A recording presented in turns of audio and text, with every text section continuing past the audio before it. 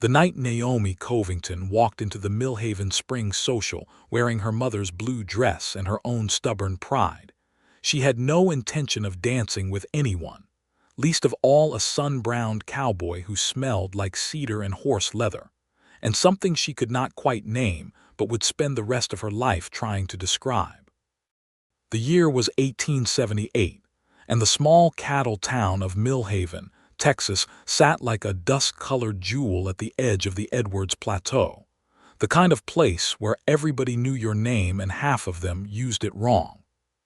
Spring had arrived with that particular violence it reserved for West Texas, cracking open the pale sky with blooms of Indian paintbrush and bluestem grass that waved along the creek banks like flags of surrender to something beautiful. The Millhaven Spring Social was the most anticipated event of the season, hosted every year in the livery barn that old Harold Fitch had swept clean of hay and strung with paper lanterns, and enough candles to light a cathedral. Fiddle music drifted through the wide barn doors and curled into the warm April air like smoke from a comfortable fire. Naomi arrived late on purpose. She told herself it was because she had spent too long braiding her hair, pinning the dark copper waves away from her face with her grandmother's tortoiseshell combs. She told herself it was because her horse, a contrary roan mare named Belle, had been difficult about the saddle. But the honest truth, the kind that lives under the ribs like a splinter, was that she did not want anyone to see her come in alone. Not again. Not for the third year running since her father's passing had left her managing the Covington homestead on her own, planting her own fields and mending her own fences, while the rest of Millhaven watched with that particular mixture of admiration and pity that she found almost physically painful.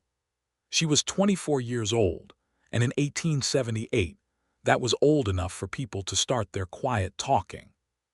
She tied Belle to the hitching post outside, smoothed her skirt with both palms, and walked through the barn doors with her chin lifted like she owned the whole town and was simply allowing everyone else to use it.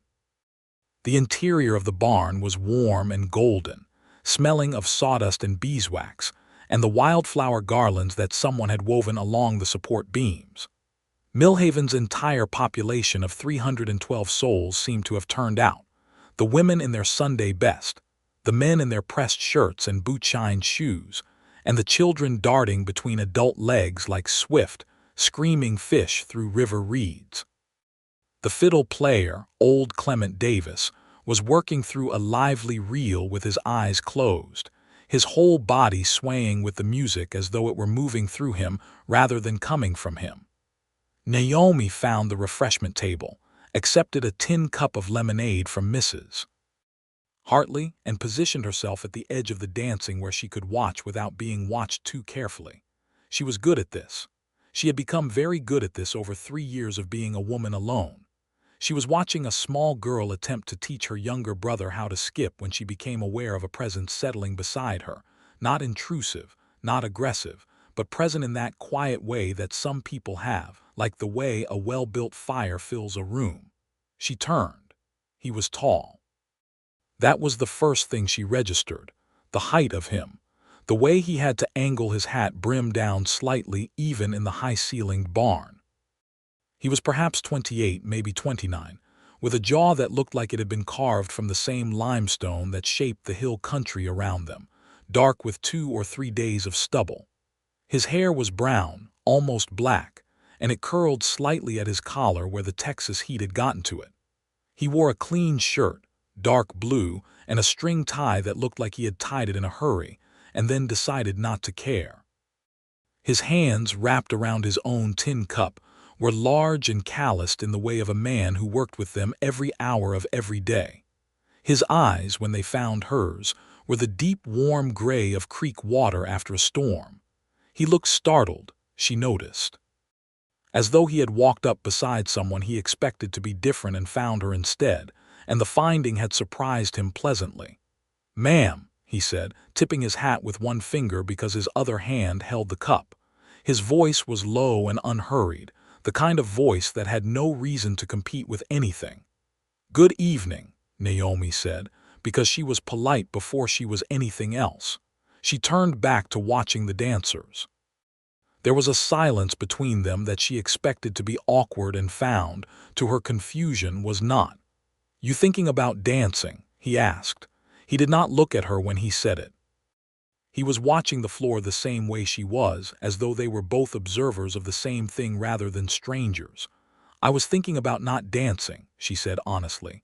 "That's a lot of thought to put into not doing something." She turned to look at him again.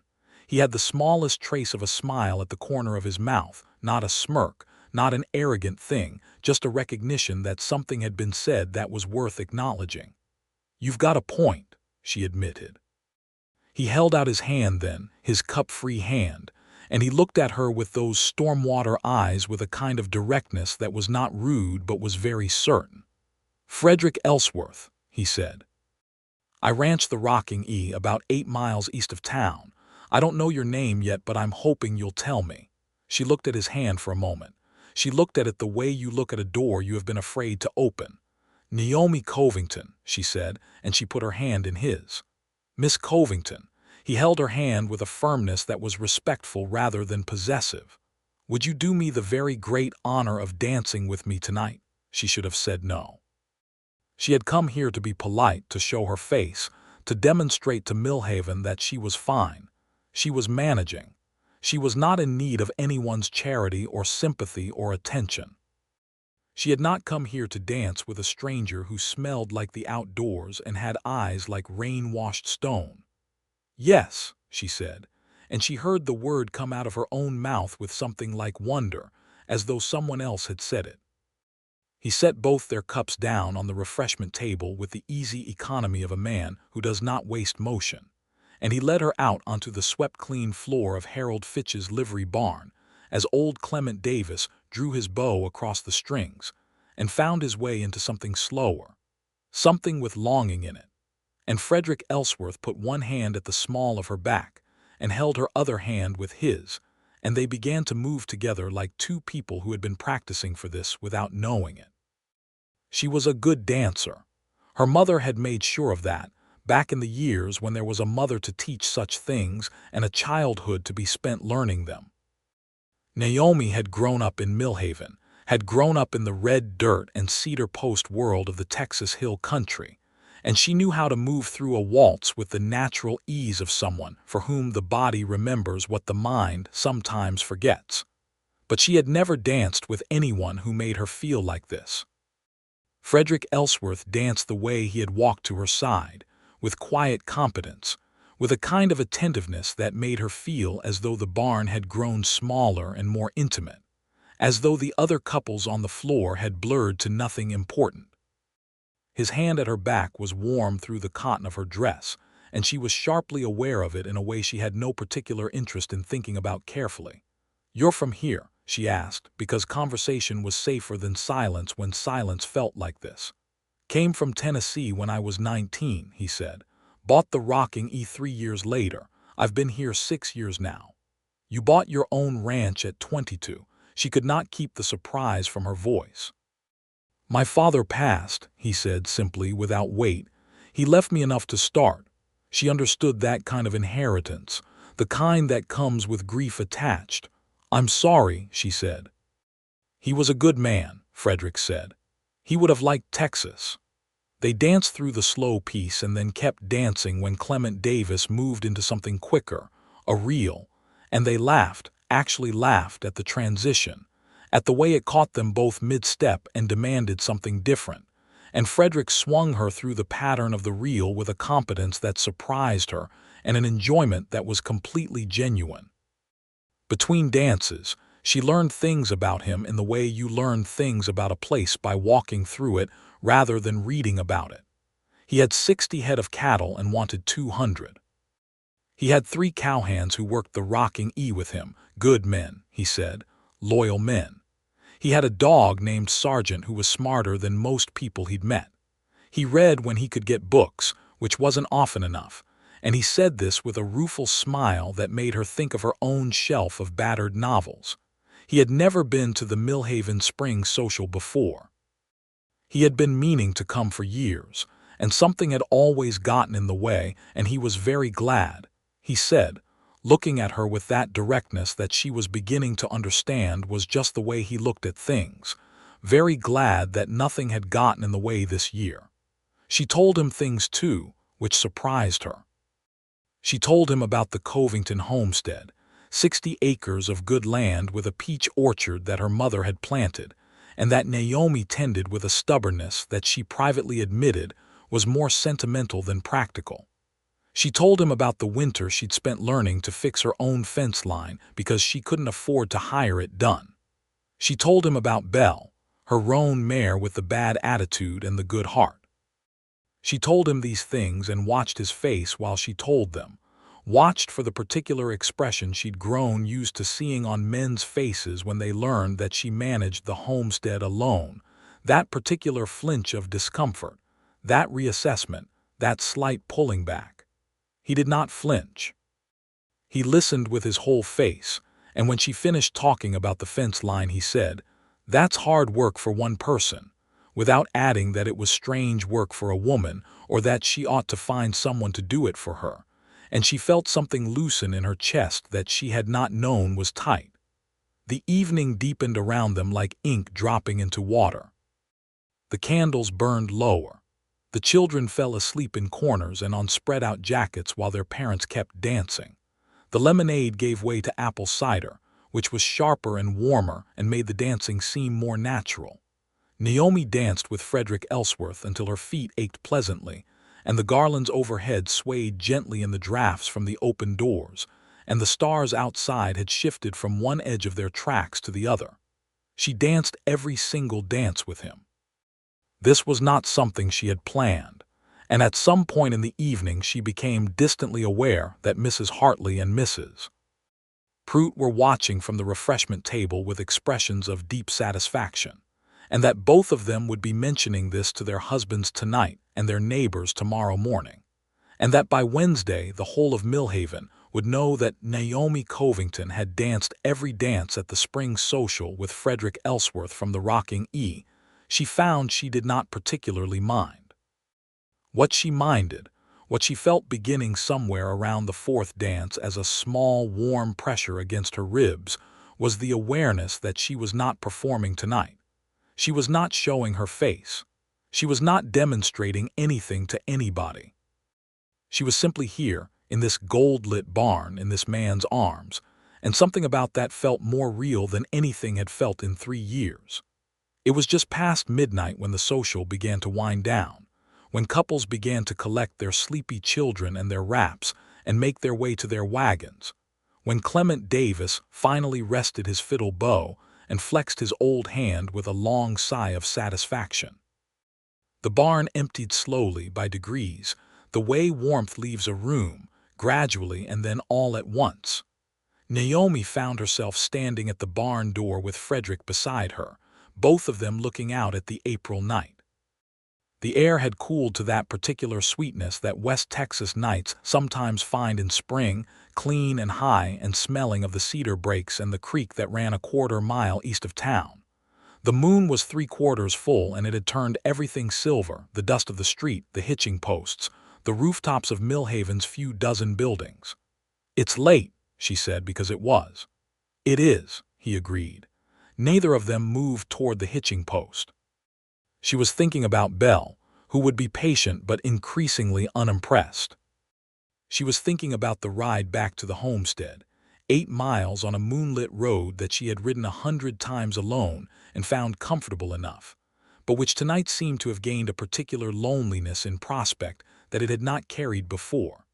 She was thinking about the house she would walk into, dark except for the banked coals in the stove, the house that had been her parents' and was now only hers, full of objects that remembered a fuller life. "I don't want tonight to be over," Frederick said. He said it plainly, without decoration or strategy, the way he said everything. He was looking at the moon.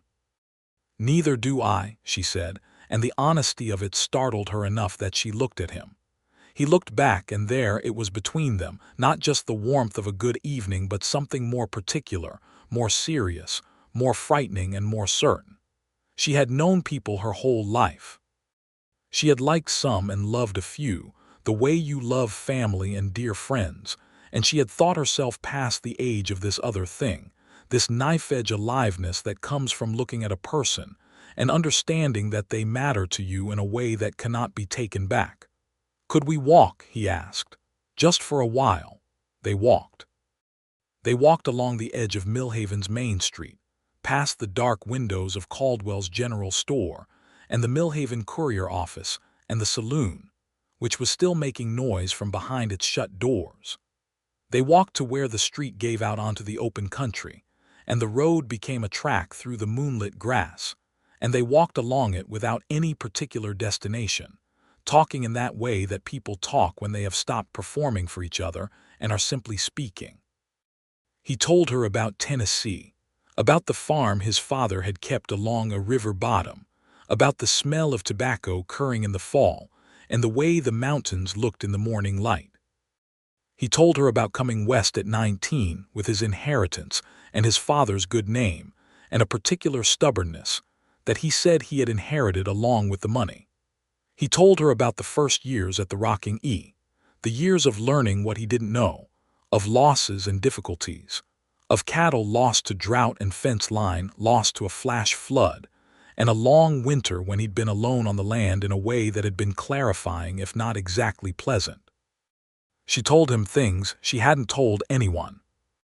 She told him about the morning her father died, the January morning 2 years after her mother's passing, how she had walked out to find him in the barn where he had gone to check on a sick colt and simply had not come back in. She told him about the first spring after, how she had stood in the peach orchard when the trees bloomed and wept so hard she had to sit down among the tree roots, and how after that she had gotten up and been all right, or had taught herself to function as though she were. He listened. He listened with that particular quality of attention that makes a person feel they are the most important thing in the room, even when the room is the whole Texas night. They ended up at the creek, of course, because creeks are where conversations like this tend to go, as though water draws out the truest things.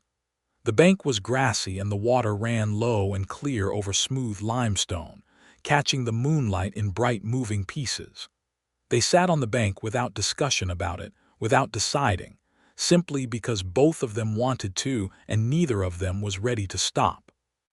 The stars above were extraordinary, that wide West Texas canopy that never ceased to impress itself on Naomi even after a lifetime of living under it. The Milky Way spread like grain thrown from a celestial hand across the dome of the dark. "Do you get lonely?" Frederick asked.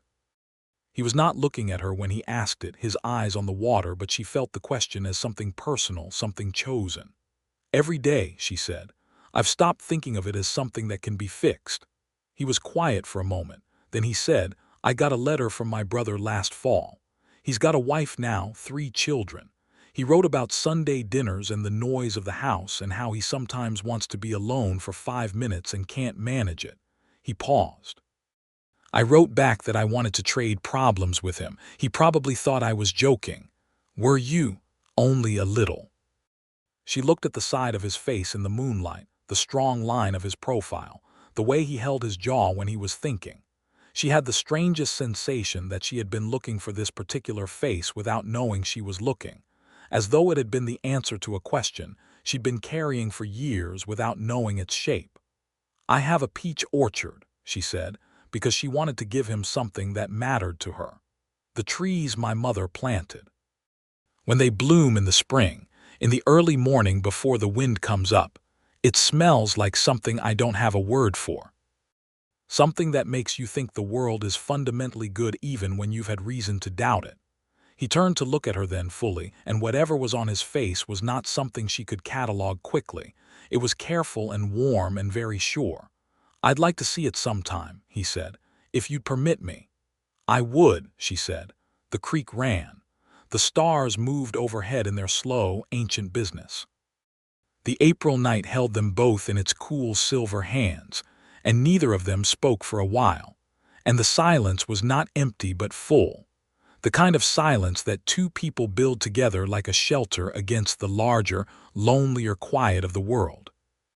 When it got cold enough that she shivered once without meaning to, Frederick pulled his jacket from where it had been folded beside him and settled it over her shoulders with a matter-of-fact care that made her throat tighten. He did it without ceremony, without expectation, simply because she was cold and he had something warm. "Thank you," she said. "Of course," he said, as though there were no other possible response. They sat there until the sky began to lighten in the east, that first pale suggestion of gray-blue that comes before the color, that announcement of morning made in the subtlest possible terms. When Naomi looked up and saw it, she felt a wild, irrational grief that the night was over, and then felt foolish for it, and then looked at Frederick and saw that he was looking at the same strip of lightening sky with the same expression, and felt less foolish. "We should go," she said. "Yes," he agreed, and neither of them moved for another moment. When they finally rose from the creek bank, her dress was damp at the hem, and her hair had come loose from its combs in the night air, and she was still wearing his jacket. He walked her to her horse, which regarded them both with the weary tolerance of an animal that has been waiting longer than it preferred.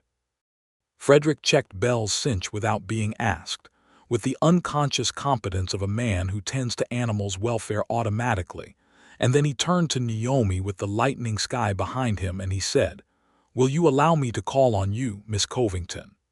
His voice was careful with it, careful and earnest, and under the earnestness there was something that she recognized as the same risk she herself was taking in considering the answer.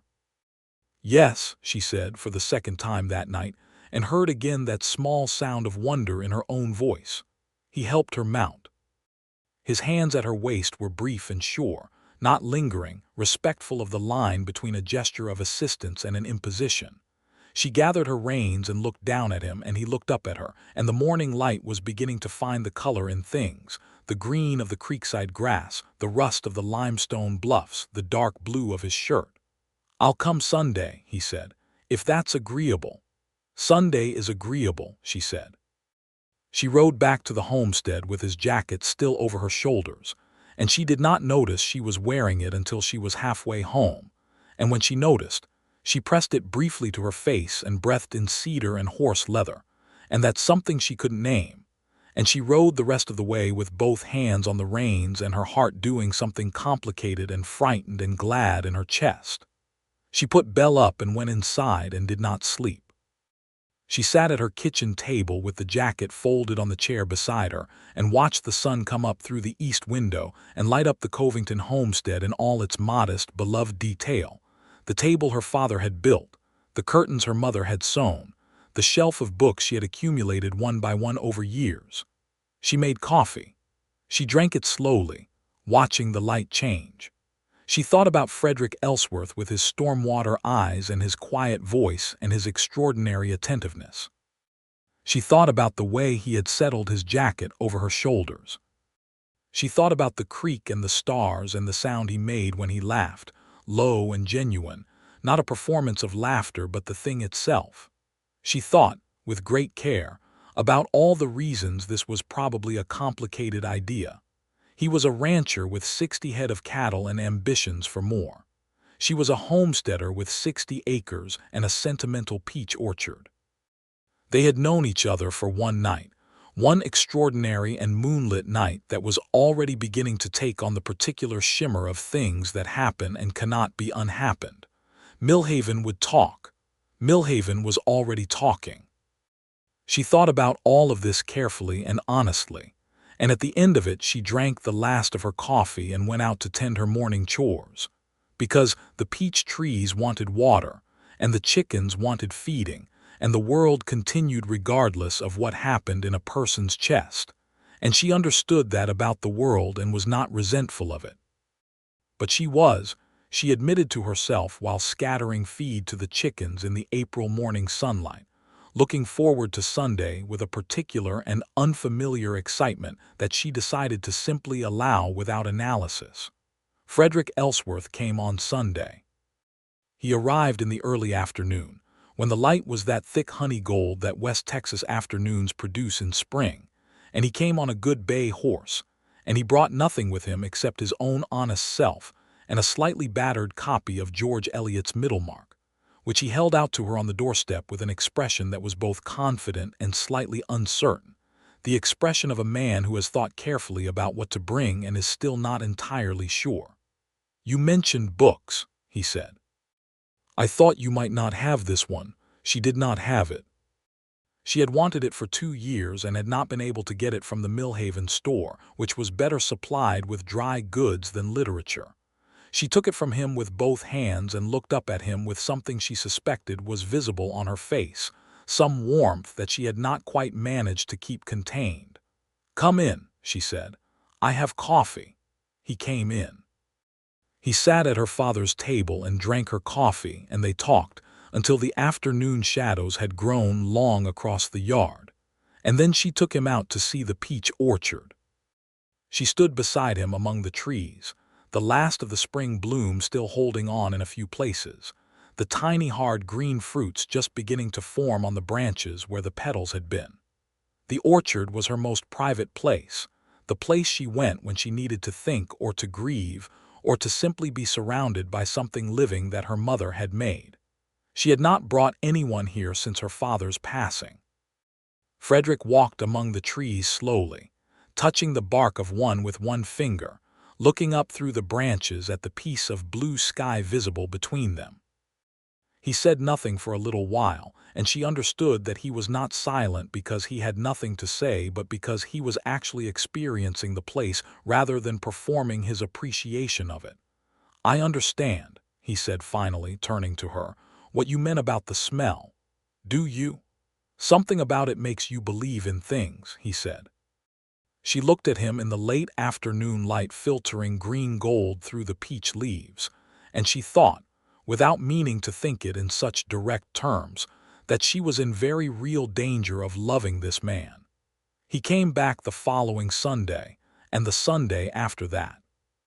He came on a Wednesday evening too, once, because he had been in town to speak with the feed merchant, and the Covington homestead was only 2 miles from Millhaven proper, and he had found himself turning down her road before he had exactly decided to. She was mending fence when he arrived on that Wednesday, her hands dirty and her hair unpinned against the heat, and she looked up from her work to find him on his bay horse at the edge of her property, with that expression that she had come to recognize, that particular attentive directness, and her first instinct was to apologize for her appearance, and her second, stronger instinct was not to. "You're working," he said, taking in the fence, the wire stretchers, the post she had been struggling with. "I am," she said. He dismounted, tied his horse to the nearest solid post, took off his good jacket, rolled up his sleeves, and said, "What do you need?" She stared at him. "I need to stretch this section and set that post, but you don't have to." "I know I don't," he said, and went to the fence. They worked together for an hour in the late afternoon heat, and it was not romantic in any conventional sense. There was no music and no dancing and no moonlight.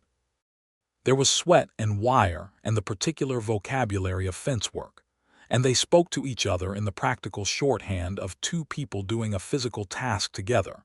And Naomi thought, helping him drive the post into the dry ground with a post-hole digger she had been using since she was 16, that this was more intimate in some ways than the dancing had been. That there was a truth in shared work that was different from the truth of shared conversation, and that this man, this quiet, capable, steady man, had rolled up his sleeves and helped her without making her feel as though she owed anything for it. When they were done, he washed his hands at her pump and she brought him water, and they sat on her porch in the cooling evening and watched the light leave the sky, and he told her about the Rocking E's plans for the coming season, the additional cattle he intended to acquire, the fence expansion he was planning on the East Range. And she told him about the homestead's accounts, the honest picture of them, the peach crop she was banking on to carry her through the summer shortfall. She told him this without embarrassment, because she had learned in 3 Sundays and 1 Wednesday that Frederick Ellsworth was a man who heard what you actually said rather than what he expected you to say. By the end of May, Millhaven had opinions.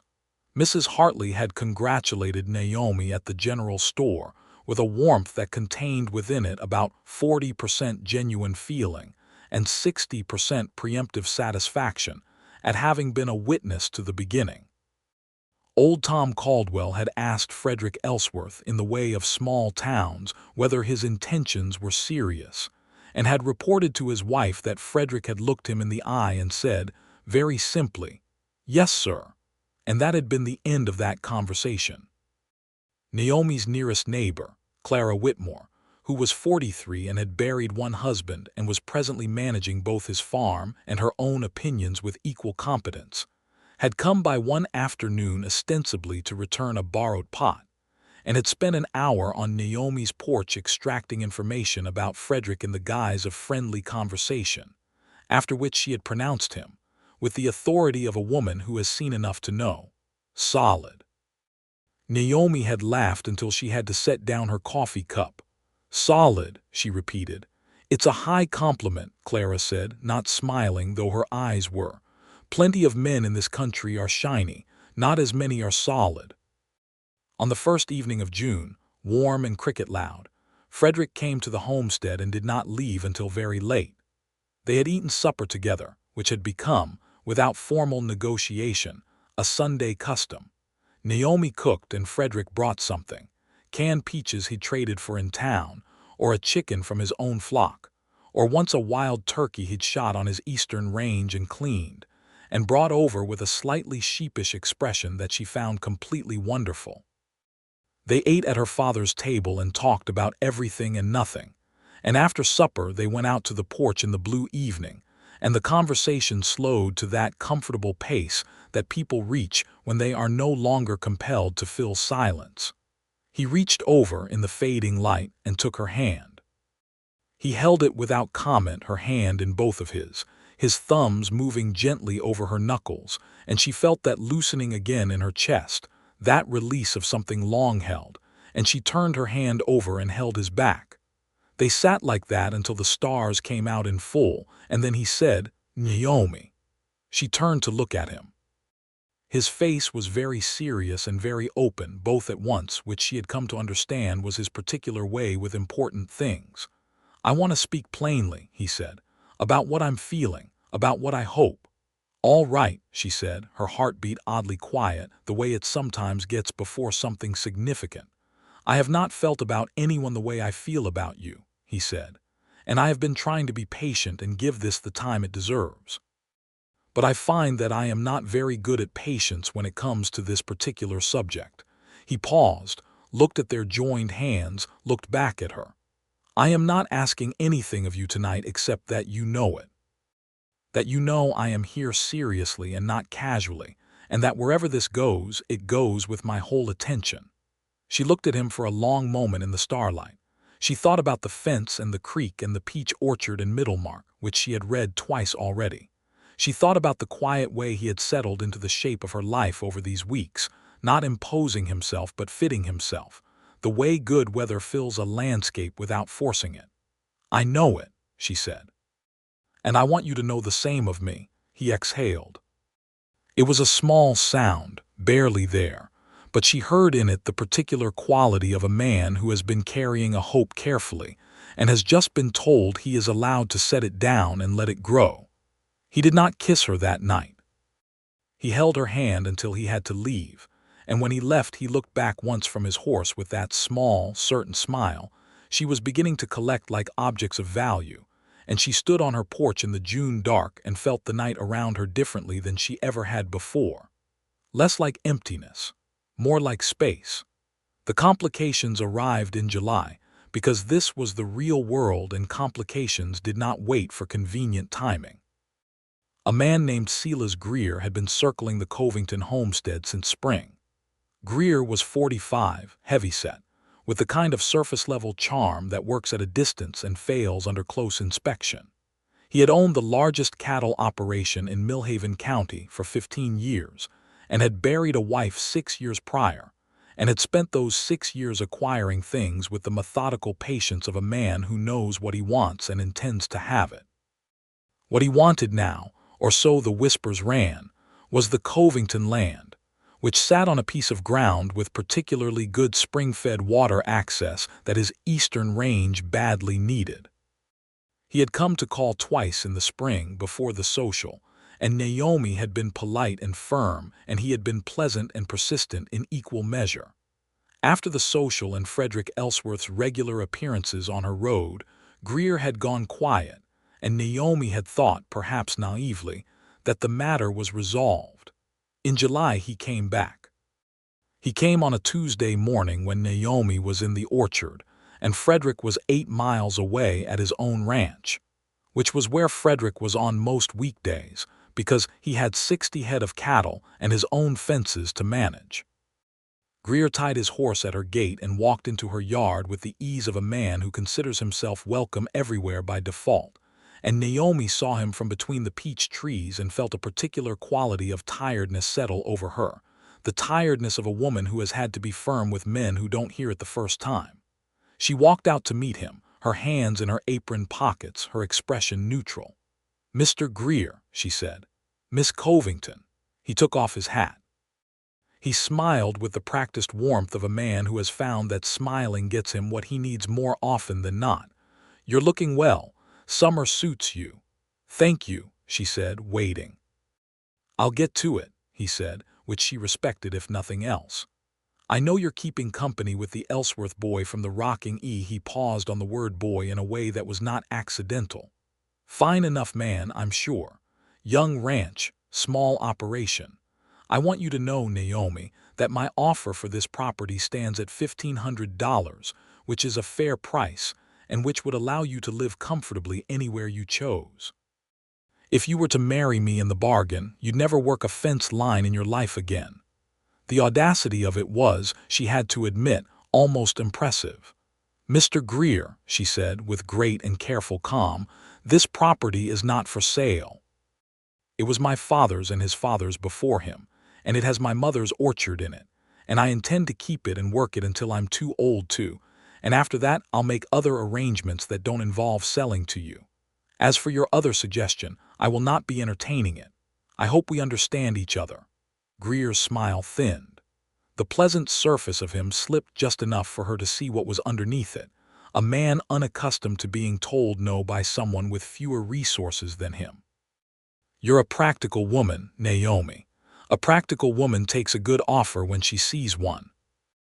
A practical woman also knows the difference between a good offer and an attempt to take something at below its value," she said. "Good morning, Mr. Greer." He put his hat back on, looked at her for a long moment, and left.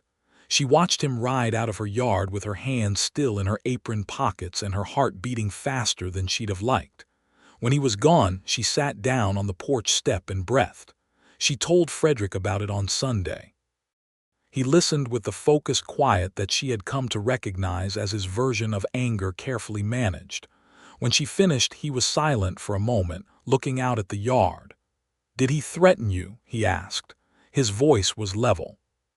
"Not directly," she said. "He was unpleasant about it, but nothing more. I want to go speak with him." "No," she said. He turned to look at her. "No," she said again, more gently. "Because that's what he'd want, to make this a matter between two men, and it is not a matter between two men. This is my land and my decision, and I have made it. What I need from you is not a confrontation on my behalf." He considered this, and she watched him genuinely think about it, genuinely reckon with the impulse he'd felt and the argument she was making. "What do you need from me, then?" he asked. "To hear that you understand it's mine to handle," she said. "I understand that," he said. "I've always understood that." He paused. "But if he comes back and steps over a line, I want you to tell me." "I will," she said, and she meant it.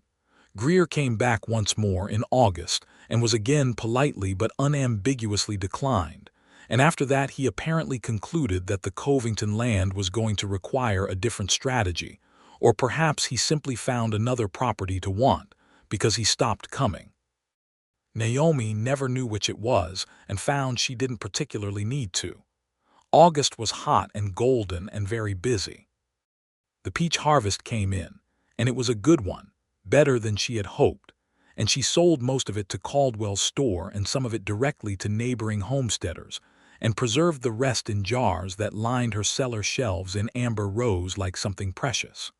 The harvest money paid her through the fall and left a small surplus that she rolled in a cloth and put at the back of her kitchen drawer with a satisfaction that was one of the purest kinds she knew.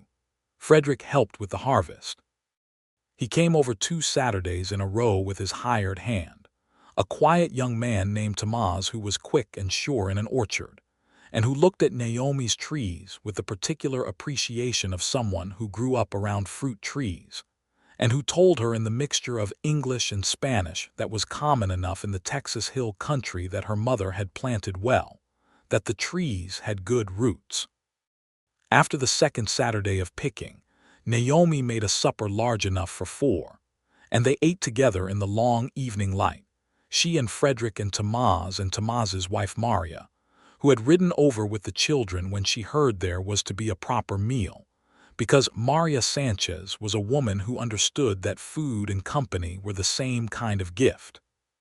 The children, 3 of them, climbed Naomi's porch rail and chased her chickens and were cheerfully reprimanded by both parents in 2 languages, and the evening was so warm and full that Naomi had to look away from the table once briefly to keep her face under control. This, she thought, this is what the house has been missing. Not just one person, but the amplitude of people, the noise and warmth of lives overlapping. Later, after Tomas and Maria and the children had ridden home, she stood at the pump washing the supper dishes and Frederick stood beside her drying them with a kitchen cloth, a thoroughly domestic scene that she was fairly certain neither of them had planned on or would have predicted a year ago, and he said, without looking up from the dish he was drying, "I have been thinking." "About," she said. "About what it means," he said carefully, "to build something, to intend to build something with another person." She set down the dish she was washing and turned to look at him. He set down the cloth. He was looking at her with that openness that she had come to understand was not vulnerability but confidence, the confidence of a man who knows what he feels and is not afraid to let it be seen. "I love you, Naomi," he said. It was plain and complete, as sentences go. I have been trying to find a better way to say it and I cannot. I love you, and I would like to spend my life in the vicinity of your peach orchard and your roan mare and your very strong opinions about fence construction, if you'll have me. She laughed. It came out of her before she could consider it, that laugh, clear and warm, and she pressed her wet hand to her mouth to contain it and then gave up containing it. "That," she said, "is possibly the most particular declaration of love I have ever heard." "It's the only one I know how to make," he said, and he was smiling, that full, genuine smile she had been adding to her collection all summer. She stepped forward and she kissed him. She did it before she had decided to, or rather she had been deciding for months without knowing it, and the decision had simply arrived. She kissed him with her hands still damp from the dishwater, framing his face, and he kissed her back with a steadiness that was exactly like him, certain and whole and very present, his arms around her in the warm August night in the yard of the Covington homestead. When they broke apart, she kept her hands on his face because she did not want to stop touching him immediately, and she looked at him in the fading light and said, "I love you, Frederick Ellsworth. I have been trying not to think about it too directly, but I find I cannot manage that anymore." "Good," he said, which was not the most eloquent response possible, but it was said with such feeling that it worked perfectly well. September arrived, and with it the question that had been taking shape between them all summer, the question that Millhaven was already answering on their behalf in the way of small towns, the question of what came next. Frederick raised it on a Sunday afternoon in the peach orchard, the 2 of them sitting with their backs against the largest of the trees, the harvest done, the leaves beginning their slow turn toward gold. "I want to marry you," he said, "if you'll say yes." "I'll say yes," she said, "with one condition." He waited. His expression was attentive and unworried, which told her how well he knew her by now. "We live here," she said, "in this house, on this land. I cannot leave this place, Frederick. I know the Rocking E is larger and better established, but this land is my parents', and the orchard is my mother's, and I cannot leave it." He was quiet for a moment. Then he said, "What would you think of combining the operations? The Rocking E and the Covington homestead. My cattle have always needed better water access.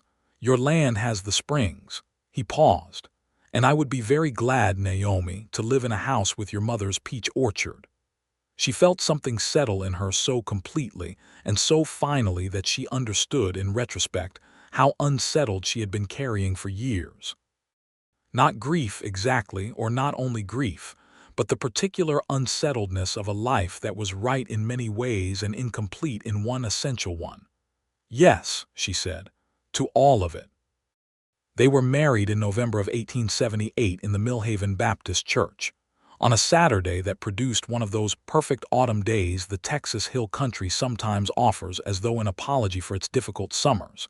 The sky a blue so deep it looked painted, the air cool and smelling of wood smoke and dried grass. The peach orchard had lost most of its leaves, and the trees stood in their elegant winter nakedness, their branches making complicated calligraphy against the pale sky. The whole of Millhaven came, of course. Mrs. Hartley cried in the first pew and was unembarrassed about it. Clara Whitmore sat in the third row and wore an expression of composed satisfaction.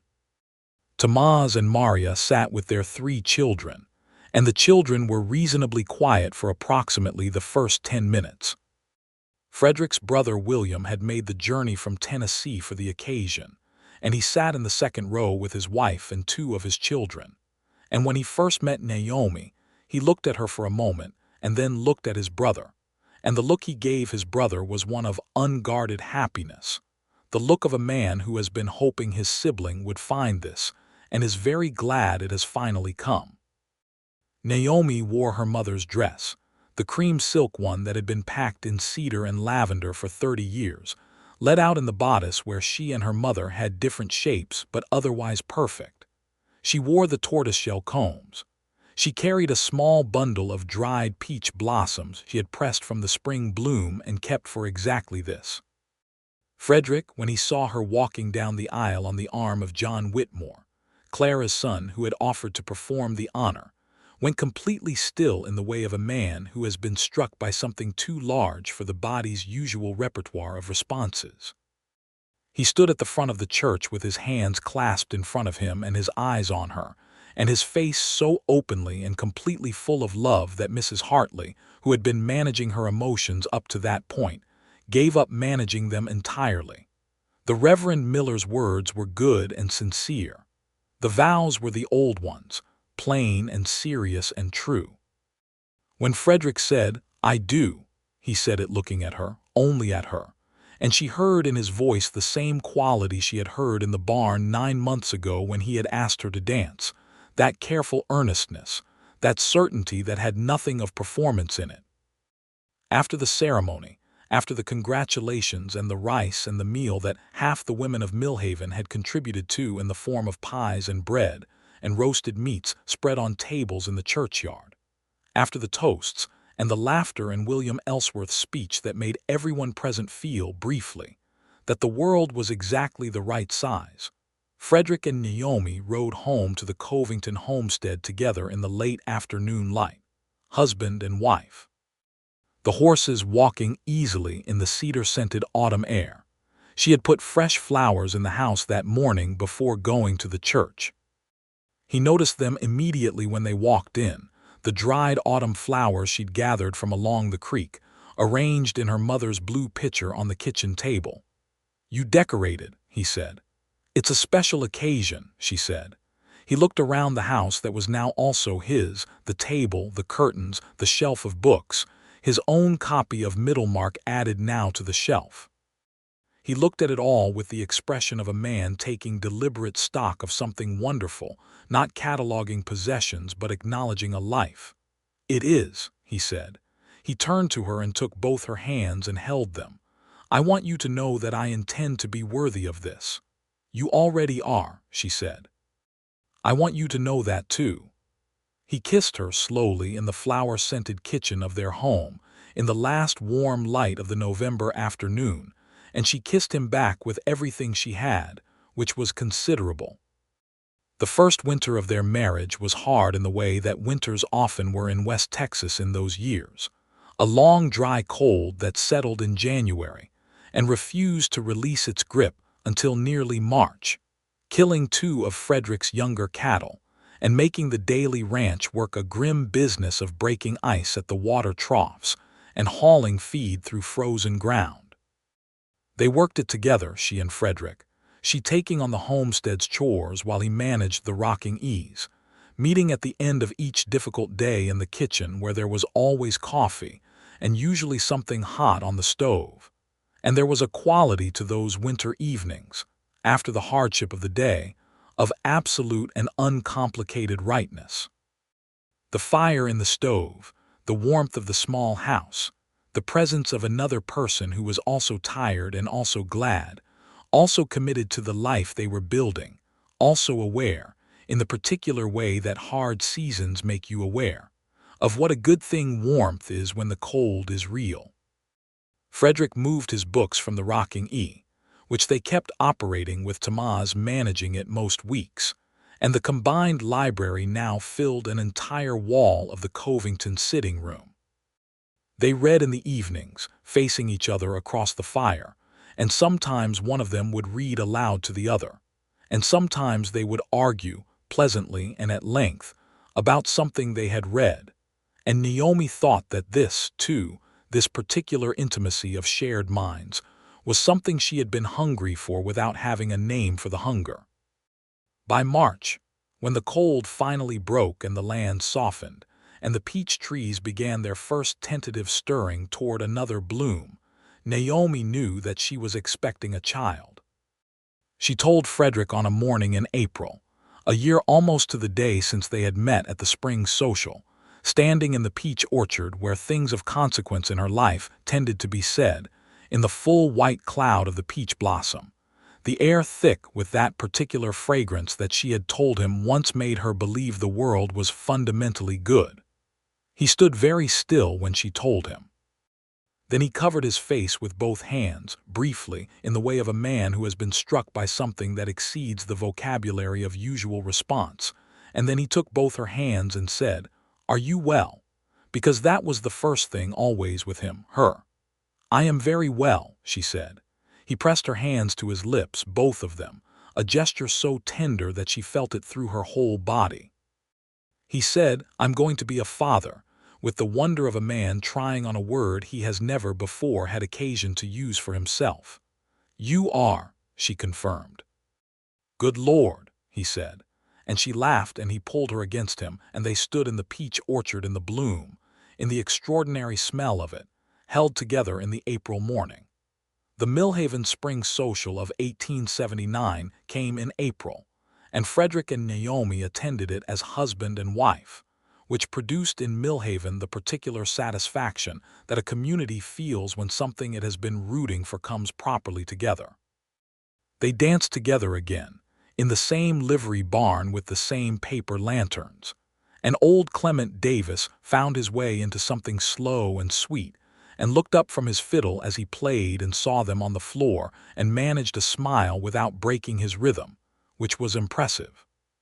Frederick danced with her as carefully as the first night, perhaps more carefully now, his hand at her back aware of the new fact of her body, and she looked up at him in the candle light and he looked down at her, and there was a year of life between this dance and the last, a year of fences and harvests and storms and cold mornings and firelit evenings, a year of becoming the most important feature of each other's landscape, and all of it was present in the look between them, layered and warm and real. "A year ago tonight," she said. "I know," he said. "You asked me to dance." "You could have said no," he said. "I could not have," she admitted. He smiled, that full genuine smile, and pulled her slightly closer, and they danced through Clement Davis's slow song and into the next, which was livelier, and she danced it laughing. Their son was born in October of 1879, a large and highly opinionated child who announced his arrival in the Covington household with impressive volume and who Frederick held, the first morning, sitting in the kitchen chair with the October light coming through the east window, with an expression of such complete and bewildered love that Naomi, exhausted and sore and perfectly happy, could not look at him for long without her throat closing. They named him James Henry Ellsworth. James for Frederick's father, Henry for Naomi's. James Henry proved to be, in the months that followed, a person of considerable character. He was interested in everything, grabbed at the world with both hands from his earliest ability to do so, and he had his mother's copper-dark hair and his father's gray eyes, and what appeared to be an independent streak that both his parents found both familiar and amusing.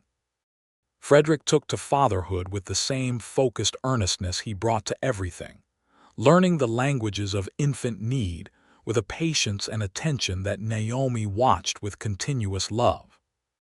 The Rocking E and the Covington homestead merged their operations formally in the spring of 1880, when the water rights were transferred and the cattle were brought together on the combined grazing, and the combined operation was called the Ellsworth Covington Ranch, which Naomi had insisted upon, and Frederick had agreed to with a simplicity that told her again how well he understood what things meant to her. Tamaz and Maria came to work the combined ranch along with two of Frederick's original hands, and the ranch became something larger, more substantial, more than either property had been alone.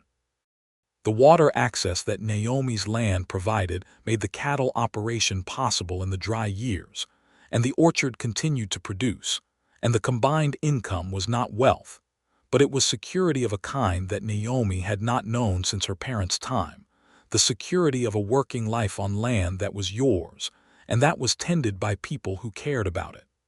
The injustices of the era were not invisible from the Ellsworth Covington Ranch. The Comanche bands had been forced from this landscape just a decade before, people who had known this hill country for generations driven from it by force and policy, and what remained of that history was in the land itself, the old campfire rings along the creek, the grinding holes in the limestone near the spring, the arrowheads that turned up regularly in the turned soil of the garden. Naomi kept these when she found them, placed them on the windowsill of the kitchen where they sat in the light, a small acknowledgment of all the lives the land had held before hers. Tamaz and Maria carried their own portion of this country's difficult history, the layers of belonging and exclusion and survival that shaped life for Mexican families in Texas in those years, the particular vigilance required, the dual fluency, the way a family navigates a world that is theirs by love and not always by law. Naomi and Frederick were not blind to this. They paid fair wages, which was not universal in Millhaven County in 1880, and they extended the respect of equal standing, and they understood this was not enough in the larger picture, that it was the gesture of decent individuals within an unjust system, and that the larger picture required more than decency. But decency, Frederick said, is where you start. In 1881, Millhaven got a school teacher. Her name was Eleanor Marsh. She was 26, recently arrived from Missouri, and she set up the one-room schoolhouse that the town had been discussing for years and actually made it function. Naomi was on the school committee from the start, because she understood what a schoolroom meant for the children of a small community, and she and Eleanor Marsh became friends in the quick and permanent way of two women who recognize in each other a kindred seriousness. James Henry started school in 1885, at 5 years old, marching into Eleanor Marsh's classroom with the confidence of a child who has been read to since before he can remember, and reported back to his parents that evening that school was agreeable but that Miss Marsh had said his handwriting needed work, and that he disagreed with this assessment. Frederick, hearing this, looked at Naomi with an expression of pure recognition. "He is exactly like you," he said. "He is exactly like both of us," she said.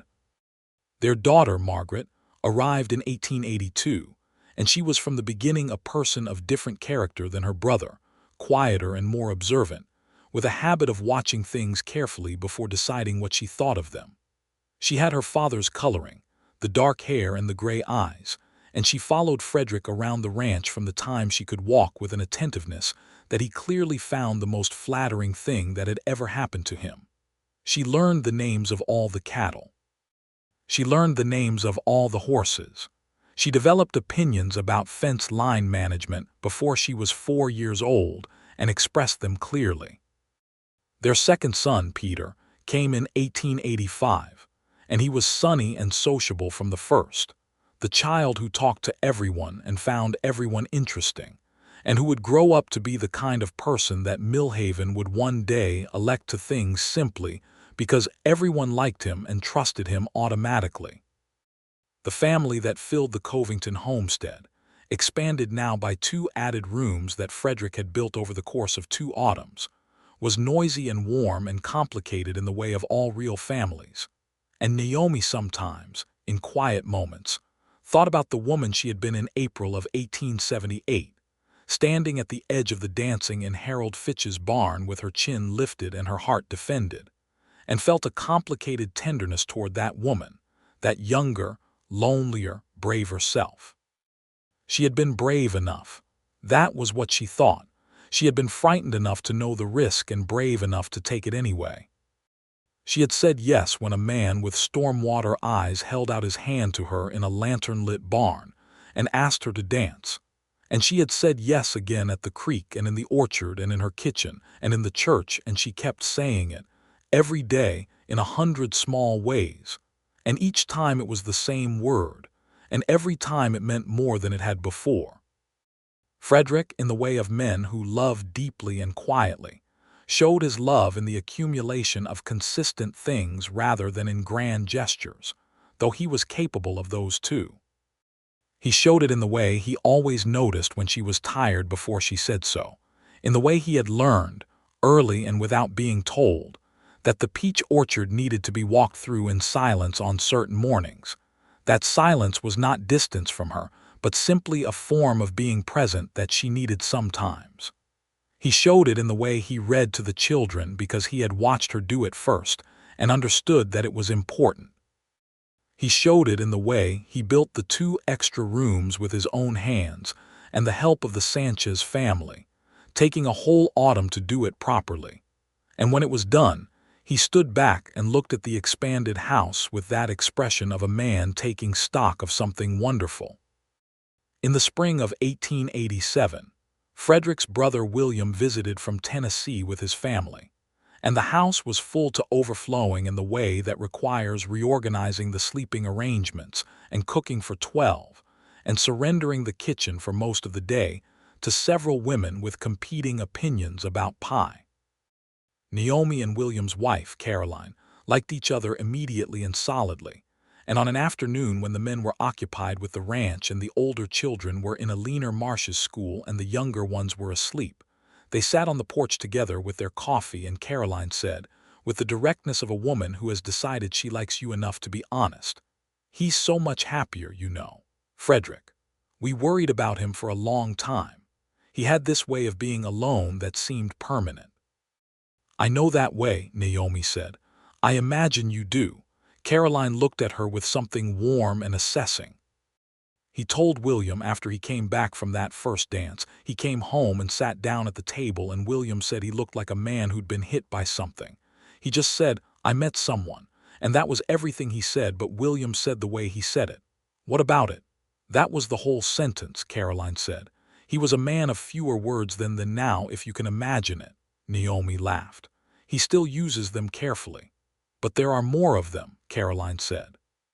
"There are so many more of them." The spring social of 1887 was the 10th anniversary of their meeting, and Naomi mentioned this to no one in advance except Clara Whitmore, who kept the secret with the competence of a woman who has had practice.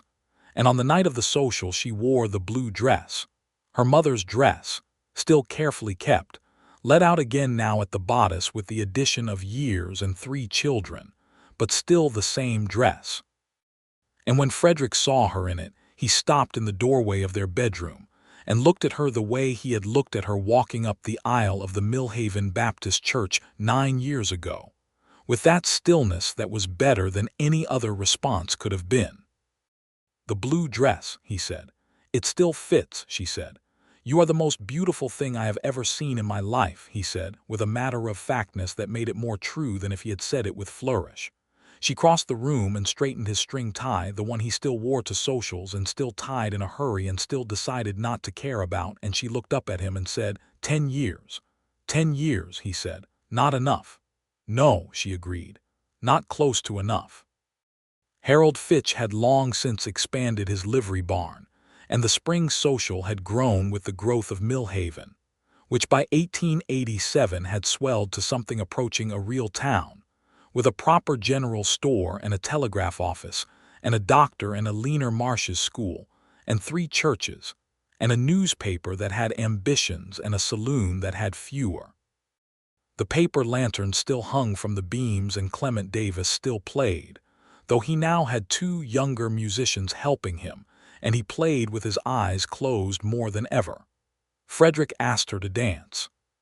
He stood before her exactly as he had 10 years ago, in a different but similar barn with lemonade in one hand, and he held out the other and said, "Miss Covington, would you do me the great honor?" "You've called me Mrs. Ellsworth for 9 years, she said. "Tonight you're Miss Covington," he said. "Tonight we start from the beginning." She put her hand in his, as she had done the first time, and they walked out onto the floor. And Clement Davis happened to be finding his way into something slow and sweet at just that moment, and people who knew them, which was everyone in the barn, watched them dance with the particular warmth of a community watching something it has claimed as its own good story. They danced every dance. All 3 of their children were there. James Henry, who was 8 and serious about dancing, and had asked Eleanor Marsh's youngest assistant to be his partner for the evening with a formal solemnity that had made both women smile. Margaret, who danced with her father twice, and with William Ellsworth's oldest son once, and spent the rest of the evening talking to anyone who would let her about horses. And Peter, who danced with everyone indiscriminately, and fell asleep under the refreshment table by 9 o'clock, and was carried home later by his father without waking. After the social, standing at the hitching post in the April night as they had stood once before, except that now there were 3 horses to untie and children to bundle into the wagon, and a home to drive toward that held all their things and their lives, Naomi stood in the moonlight and remembered the woman she had been in this moment 10 years ago, alone with the night and the decision to walk forward anyway. Frederick came to stand beside her, Peter asleep on his shoulder, Margaret already in the wagon, James Henry helping with the horses with the serious competence of a child who has been trusted with real tasks. "You're thinking about that night," Frederick said. He could read her by now in the way of 2 people who have spent a decade learning each other. "I'm thinking about all of it," she said, "about how much has happened since."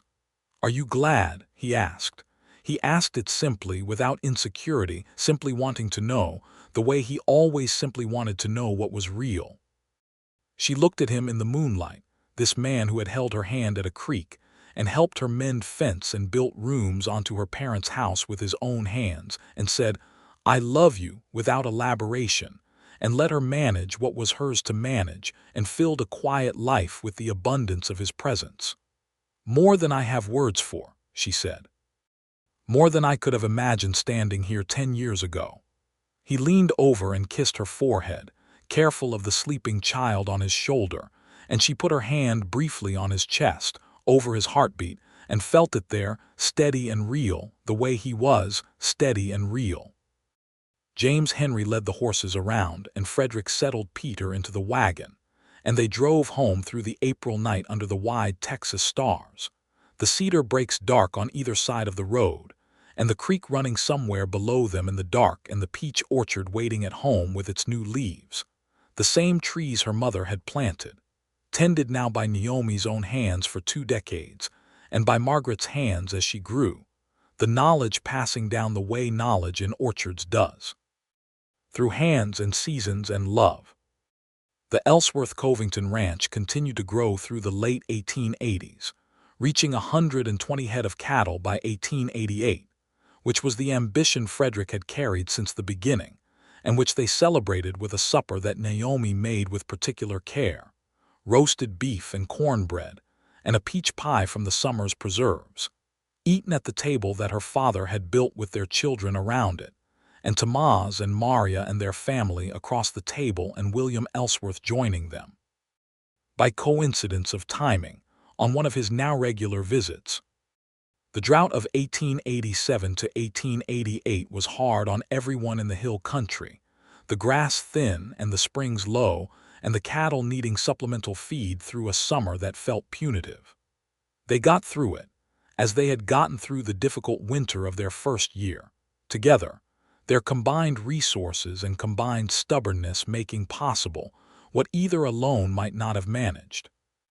Naomi Springs held through the worst of it when other properties' water failed, and those deep roots she had held onto, the refusal to sell, the attachment to land that others had called sentiment, proved their practical value in the clearest possible terms.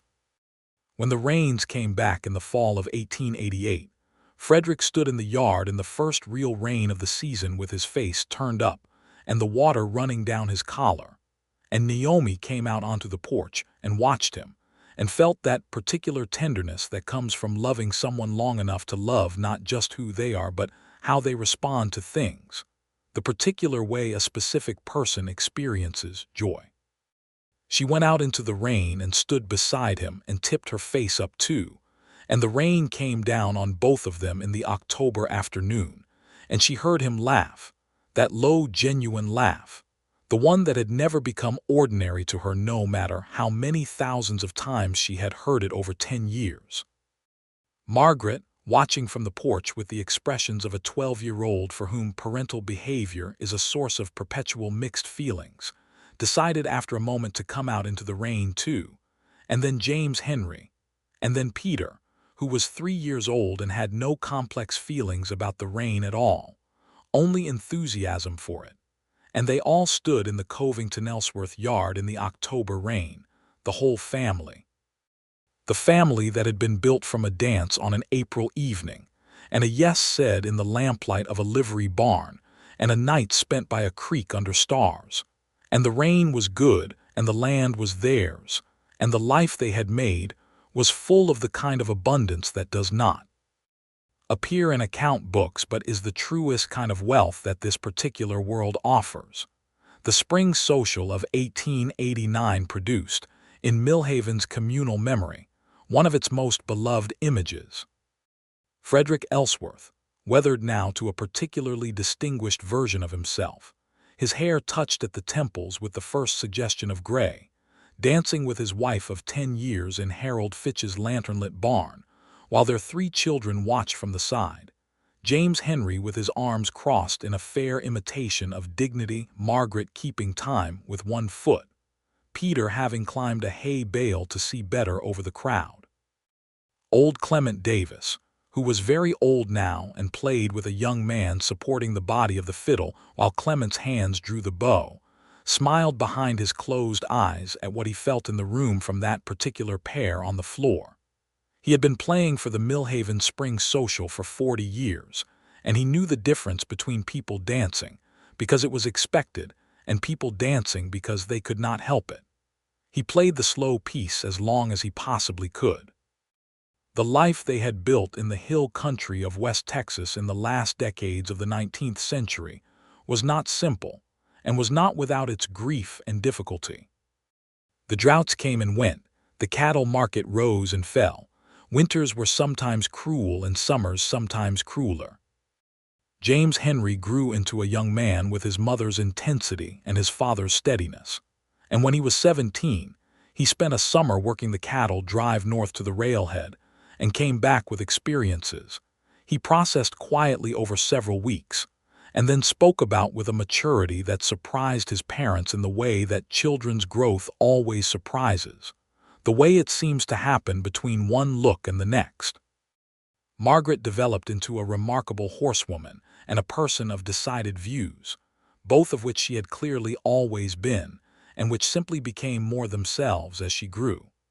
Peter grew into exactly the sunny, social creature his early character had promised, and at 18 was the most popular person in the Millhaven schoolroom, and had apparently already broken 3 hearts without particularly meaning to.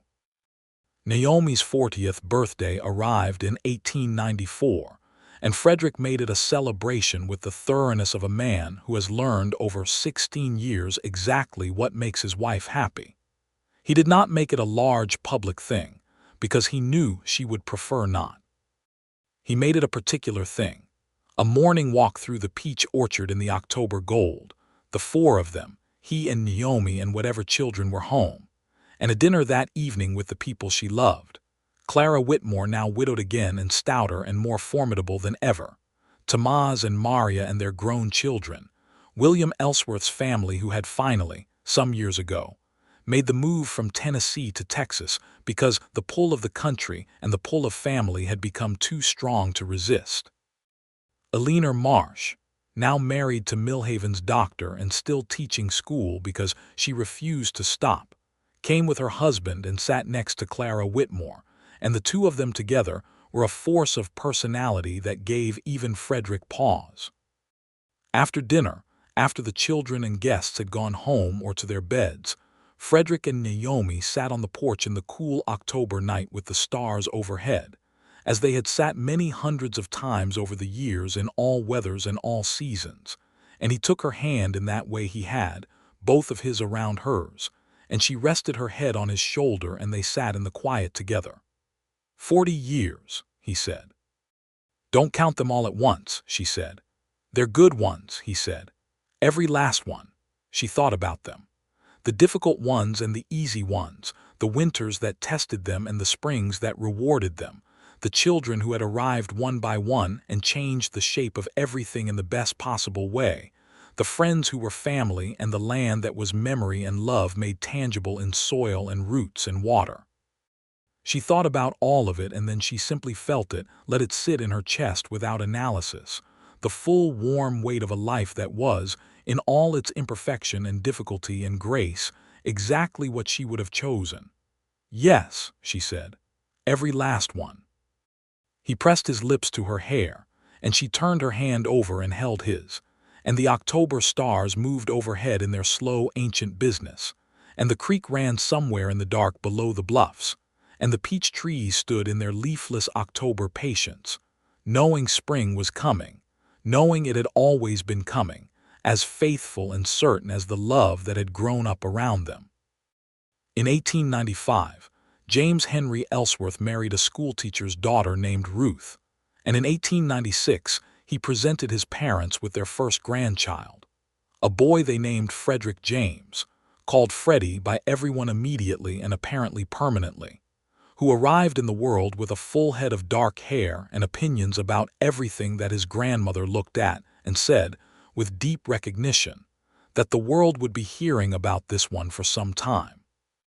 Margaret, who had taken over the daily management of the rocking end of the combined operation, with a competence that made Frederick proud in the comprehensive way that goes beyond pride into simple awe, announced in 1897 that she intended to expand the cattle herd by 30 head and had already arranged the financing, which she presented to her father not for permission, but for information.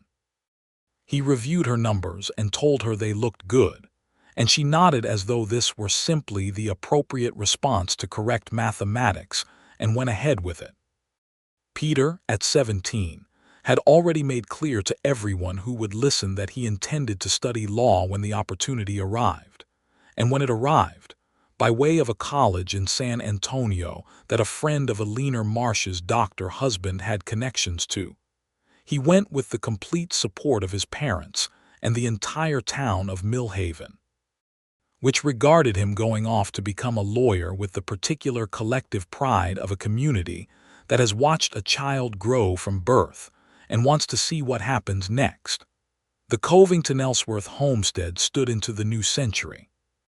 The peach trees grew old and were supplemented by new ones that Margaret planted in the first years of the 1900s, young trees put in alongside the originals, the orchard renewed by each generation, without losing what the previous ones had planted. The house had grown into a comfortable, rambling structure that held all its additions in a way that made them feel organic rather than added, each room with its own character. The kitchen with Naomi's mother's curtains replaced now by curtains of Naomi's own making, and then by one of Ruth's quilts in the window. The sitting room shelf of books 3 times as full as when Middlemark had first been added to it. Frederick's hair went fully silver in his mid-50s and suited him, as silver often suits dark-haired men, with a particular distinguished gravity. His hands remained the hands of a working man, calloused and sure. He worked the land every day that health permitted, because he had never been a man who could be still for long, and because he loved the work with the honest love of a person who chose their life deliberately. In the winter of 1905, when Frederick was 55 and Naomi was 51, he came in one December afternoon from fence work, which was now the work of an owner rather than a hand, supervising rather than setting posts himself, and he sat down at the kitchen table where Naomi was writing a letter to Peter, who was practicing law in San Antonio and doing well at it, and Frederick put his boots up on the chair beside him and said, "I was thinking about the social." She looked up from her letter. "Which one?" "The first one," he said, "April of '78. What about it?" "I was thinking about walking in and seeing you at the edge of the dancing," he said, "the way you were standing. Like you owned the place and were allowing everyone else to be there." She smiled at that. "I remember. I thought," he said, "that you were the most remarkable-looking woman I had ever seen, and then when you turned and I saw your face I thought I was in serious trouble." "You didn't show it," she said. "I had my hat," he said. "Hat helps." She laughed, that clear, warm laugh that had always worked on him completely, and he smiled at the sound of it, the same smile she had been collecting for 27 years, the full genuine one that belonged only to real things. "I'm glad you asked me to dance," she said. "I'm glad you said yes," he said. "I had the whole speech ready for if you said no to try again, but I was very glad I didn't have to use it." She set down her pen and looked at him across the kitchen table, across the table her father had built, in the house they had shared for 26 years, in the home they had made from her parents' homestead and his borrowed courage and both their stubborn hopes. "Tell me the speech," she said. "I don't remember it," he said. "The yes knocked it right out of my head." She stood up from the table and crossed to him, and he looked up at her, and she sat on the edge of the table and took his face in her hands, as she had done in the August dark of their courtship the first time she kissed him, and she looked at him with the full accumulated knowledge of everything they had been to each other, the hard winters and the good harvests and the children and the grief and the laughter and the creek and the stars and the dancing. "It was the right answer," she said. "It was the right question," he said, and he covered her hands with his. The peach orchard bloomed every spring for as long as Naomi lived. She walked through it in the early mornings when the blossom was at its fullest, before the wind came up, in that particular hour of perfect stillness and fragrance that she had once told a man at a creek in the moonlight made her believe the world was fundamentally good.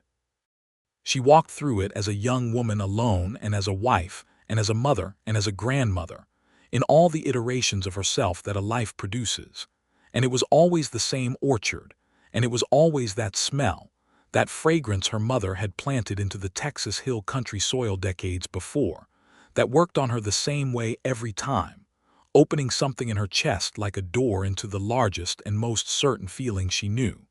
She was always right about it. The world, despite all the considerable evidence it sometimes produced to the contrary, was fundamentally good. It was good in the way of peach blossoms in the early morning. It was good in the way of a spring social in a lantern-lit barn, where the fiddle music found something slow and true, and 2 people walked out onto the floor and discovered that they moved together as though they had always been practicing for exactly this. It was good in the way of a man with storm-water eyes holding out his hand and asking, and a woman who had been afraid lifting her chin and saying yes. Yes to the dance, and yes to the creek, and yes to the morning, and yes to all the mornings after, to the hard ones and the golden ones, and the ones that passed so ordinarily that you only understood their value long after in the accumulation of them, in the life they made together like a building put up stone by stone, each piece small alone and together something you could live in, something that kept out the cold, something with windows that let in the light, something solid. As Clara Whitmore had said so many years ago and had never been more exactly right about anything in her long and precisely observed life, something solid, something that stood. Something that began on an April night in 1878 when a cowboy walked across a lamplit barn and asked a woman to dance, and she said yes, and neither one went home that night, and the rest of it, all the wide and various rest of it, grew from that single moment of courage met with courage, of a question asked plainly and answered the same way, of two people deciding together to step out onto the floor and see what happened when the music started. What happened was a life, a good one. The best kind.